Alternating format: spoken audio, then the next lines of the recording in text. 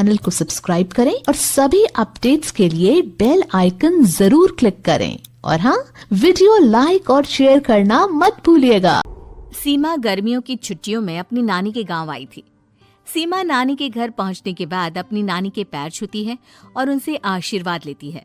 तभी उसकी नानी उससे कहती है, इतनी बड़ी हो गई मेरी सीमा, चल जल्दी से हाथ मुंह धो ले, मैं तेरे लिए खाना लगा देती हूँ। भूख लगी होगी ना?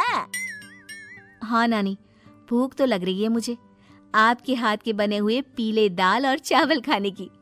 कितना टाइम हो गया है मुझे आपके हाथ का बना हुआ दाल चावल खाए हुए। तू तो नौकरी में व्यस्त थी, तो तुझे कहाँ से टाइम मिलेगा अपनी नानी के लिए? और जब इतने टाइम बाद आई है तो ज्यादा टाइम के लिए रुक कर जाएगी तू। हाँ नानी, इस बार पूरे 2 महीने के लिए आई हूँ। सीमा की नानी अंदर जाकर उसके लिए खाना बनाने लगती है। सीमा कमरे में अकेली होती है, तभी उसे किसी औरत के रोने की आवाज सुनाई देती है। वो कभी खिड़की से बाहर झांकती है तो कभी दरवाजे से बाहर झांकती है। उसे समझ में नहीं आ रहा होता है कि आखिर रो कौन रहा है। तभी नानी खाना लेकर आ जाती है। वो अपनी नानी से कहती है, नानी, कोई औरत रो रही है क्या?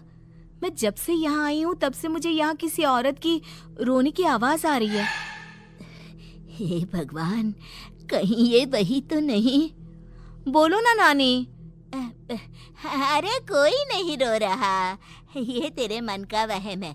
और तू ना अब खाना खा ले, ज्यादा यहाँ वहाँ की बातों में ध्यान मत दिया कर। जल्दी से खाना खा और फिर मेरे साथ आ जा मेरे कमरे में, दोनों बैठकर खूब सारी बातें करेंगे। ऐसे ही अगले दिन सीमा अपनी नानी के साथ गांव के बाजार जा रही होती है। उसी रास्ते में फिर से किसी औरत के रोने की आवाज आती है। वो अपनी नानी से कहती है, अरे नानी, क्या सच में तुम्हें अभी भी किसी औरत की रोने की आवाज नहीं सुनाई दे रही? मुझे किसी औरत की बहुत बुरी तरीके से रोने और चीखने की आवाजें आ रही है। मैं बहुत परेशान हूँ नानी, आखिर ये कौन है?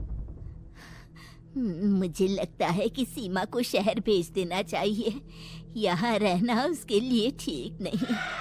नानी बोलो ना, आप चुप क्यों हो जाती हो? सीमा, तू घर चल, मुझे तुझसे बहुत जरूरी बात करनी है। नानी सीमा को घर ले आती है और सीमा से कहती है, सीमा, कल सुबह तू शहर वापस चली जाएगी। अरे अचानक? आखिर क्या बात है नानी, आप मुझे ऐसे जाने को क्यों कह रही हो? मैं बस जो कह रही हूँ उस पर ध्यान दे। तू कल सुबह यहाँ से चली जाएगी, और ये बात मैं कोई मजाक में नहीं बोल रही। तू कल जाएगी तो मतलब जाएगी। अरे नानी, चली जाऊंगी मैं, ठीक है, पर आखिर बात क्या है ये तो बता दो। मम्मी से कोई बात हुई है या फिर मुझसे कोई गलती हुई है जो तुम मुझे अचानक से जाने के लिए बोल रही हो? देख सीमा, रात बहुत हो चुकी है और मुझे इस बारे में कोई बात नहीं करनी। चल, अब चल के मेरे साथ सो जा। सुबह की बस पकड़कर तुझे शहर भी तो जाना है। सीमा को अपनी नानी का ऐसा व्यवहार देखकर बहुत ही अजीब लगता है। उसे कुछ समझ में नहीं आ रहा होता है कि आखिर उसकी नानी उसे अचानक से गांव छोड़कर जाने के लिए क्यों कह रही है। ये सारी बातें सोचते सोचते सीमा की आंख लग जाती है और वो अपनी नानी के साथ सो जाती है। ऐसे ही आधी रात को सीमा को फिर से किसी औरत की रोने की आवाज सुनाई देती है। वो उस औरत की आवाज सुनकर बार बार करवटें बदल रही होती है और तभी उसे सपने में भी एक अजीब सी औरत की परछाई दिखाई देती है, जो इतना चीख चीख कर रो रही होती है कि सीमा डरकर उठ जाती है। वो पूरे पसीने पसीने हो रही होती है। वो अपने आसपास देखती है तो घर में बिल्कुल शांति का माहौल होता है। सीमा घबरा जाती है। वो अपनी नानी को जगाने की कोशिश करती है मगर उसकी नानी नहीं जगती। सीमा को फिर से उस औरत की रोने की आवाज सुनाई देती है। आखिरकार सीमा अपने आप को रोक नहीं पाती और वो घर का दरवाजा खोलकर बाहर निकलती है। आखिर ये माजरा क्या है? आज तो मैं पता करके रहूंगी।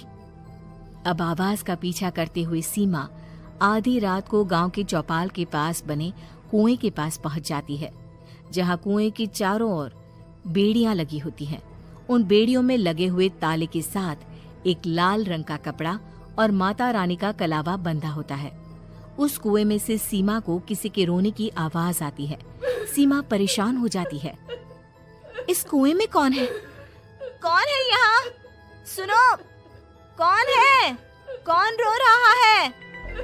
वो चिल्ला चिल्ला कर पूछती है और साथ ही लोगों को जगाने की कोशिश करती है, मगर किसी को भी उसकी आवाज सुनाई नहीं देती। अब सीमा खुद उस कुएं के पास की बेड़ियों और तालों को खोलने की कोशिश करती है और किसी तरह कुछ देर की मशक्कत के बाद सीमा उसको खोल भी देती है। और जैसे ही वो कुआं खोलकर उसके अंदर झांकती है, सीमा उस कुएं में गिर जाती है। इतने में उसकी नानी की नींद भी खुल जाती है और सीमा को पास ना देखकर नानी परेशान हो जाती है। नानी घबराकर पूरे घर में उसे ढूंढने की कोशिश करती है, जिसके बाद उसकी नानी और सभी लोग उस खूनी कुएं के पास जाते हैं और सीमा की नानी कुएं के पास खड़ी होती है। सभी गांव वालों और सीमा की नानी को सीमा के चिल्लाने की आवाज आती है। बचाओ, कोई मुझे बचाओ। मेरी बच्ची, हम आ गए, हम तुझे बचा लेंगे। नानी, मुझे यहाँ बहुत डर लग रहा है। यहाँ इंसान की कटी हुई मुंडिया, हाथ, पैर और कंकाल है और खून भी है। नानी, मुझे डर लग रहा है। आप सब मेरी मदद कीजिए, नहीं तो ये खूनी कुआं मेरी बच्ची को भी खा जाएगा। अरे मुझे तो ये समझ में नहीं आ रहा कि आखिर इस खूनी कुएं को खोला किसने। सालों पहले इसको इतनी मुश्किलों के बाद तांत्रिक बाबा ने बंद किया था। अरे पूरा गांव खूनी कुएं के बारे में अच्छे से जानता है, तो कोई भी जानबूझकर तो ऐसा करेगा नहीं। मतलब किसी ने अनजाने में इसे खोल दिया है भैया। सीमा को इस बारे में मालूम नहीं था और जब से वो यहाँ आई थी तभी से उसे किसी औरत के रोने की आवाजें भी सुनाई दे रही थी। कहीं सीमा ने ही तो उसे नहीं खोला। अगर ऐसा है तो फिर सीमा का बचना बहुत मुश्किल है। वहीं कुएं के अंदर सीमा रोते हुए बैठी होती है कि उसे आवाज सुनाई देती है जो कुएं के बाहर खड़े गांव वालों में से किसी को सुनाई नहीं देता। आज सालों के बाद मुझे ताजा खून मिलेगा। तेरा खून पीकर आज मैं अपनी प्यास बुझाऊंगा।